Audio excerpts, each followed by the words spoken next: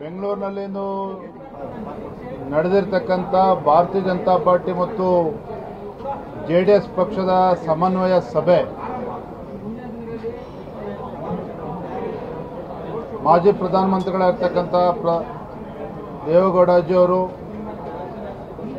ಮಾಜಿ ಮುಖ್ಯಮಂತ್ರಿಗಳು ಹಿರಿಯರಾಗಿರ್ತಕ್ಕಂಥ ಸನ್ಮಾನ್ಯ BS ಯಡಿಯೂರಪ್ಪನವರು, ಮಾನ್ಯ HD ಕುಮಾರಸ್ವಾಮಿ ಅವರು, ಪಕ್ಷದ ಎಲ್ಲ ಹಿರಿಯರು, ಬಿಜೆಪಿ ಮತ್ತು ಜೆಡಿಎಸ್ ಪಕ್ಷದ ಎಲ್ಲ ಹಿರಿಯ ಮುಖಂಡರು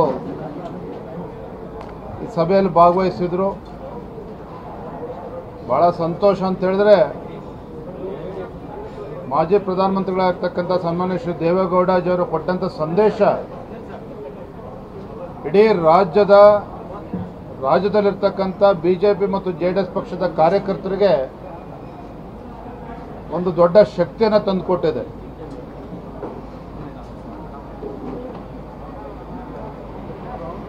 ಮುಂದಿನ ಲೋಕಸಭಾ ಚುನಾವಣೆ ಕೇವಲ ಭಾರತೀಯ ಜನತಾ ಪಾರ್ಟಿ ಮತ್ತು ಜೆಡಿಎಸ್ ಪಕ್ಷ ವಿಚಾರ ಅಲ್ಲ. ಅದೆಲ್ಲವನ್ನು ಮರೆತು ನರೇಂದ್ರ ಮೋದಿಜಿಯವರು ಮತ್ತೊಮ್ಮೆ ದೇಶದ ಪ್ರಧಾನಮಂತ್ರಿ ಆಗಬೇಕು, ಕೇಂದ್ರದಲ್ಲಿ ಭಾರತೀಯ ಜನತಾ ಪಾರ್ಟಿ ನೇತೃತ್ವದ NDA ಸರ್ಕಾರ ಮತ್ತೆ ಅಧಿಕಾರಕ್ಕೆ ಬರಬೇಕು, ಮತ್ತೆ ದೇಶದ ಒಳಿತಿಗೋಸ್ಕರ ಮೋದಿಜಿಯವರು ಮತ್ತೊಮ್ಮೆ ಪ್ರಧಾನಮಂತ್ರಿ ಆಗಬೇಕು ಅನ್ನುವ ಸ್ಪಷ್ಟ ಸಂದೇಶವನ್ನು ಮಾನ್ಯ ದೇವೇಗೌಡಜಿಯವರು ಕೊಟ್ಟಿರ್ತಕ್ಕಂಥದ್ದು. ನನಗೆ ವಿಶ್ವಾಸ ಇದೆ, ಇವತ್ತಿನ ಸಭೆ, ಇಂದಿನ ಸಭೆ ರಾಜ್ಯದ ಎಲ್ಲ 28 ಕ್ಷೇತ್ರಗಳಲ್ಲಿನ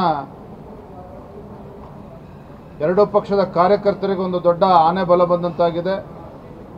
ಇನ್ನೂ ಹೆಚ್ಚು ಉತ್ಸಾಹದಲ್ಲಿ ಕೆಲಸ ಮಾಡೋದಕ್ಕೆ ಸಾಧ್ಯ ಆಗಿದೆ. ನಮ್ಮ ವೈಯಕ್ತಿಕ ಸಮಸ್ಯೆಗಳು ಏನೇ ಇದ್ರೂ ಸಹ ದೇಶದ ಹಿತದೃಷ್ಟಿಯಿಂದ ನಾವೆಲ್ಲರೂ ಕೂಡ ಒಗ್ಗಟ್ಟಾಗಿ ಒಂದಾಗಿ ಹಗಲಿರುಳು ಶ್ರಮಿಸಬೇಕು ಅನ್ನುವ ಸಂದೇಶವನ್ನು ಎರಡೂ ಪಕ್ಷದ ಮುಖಂಡರು ಹಿರಿಯರು ಇವತ್ತು ನೀಡಿದ್ದಾರೆ.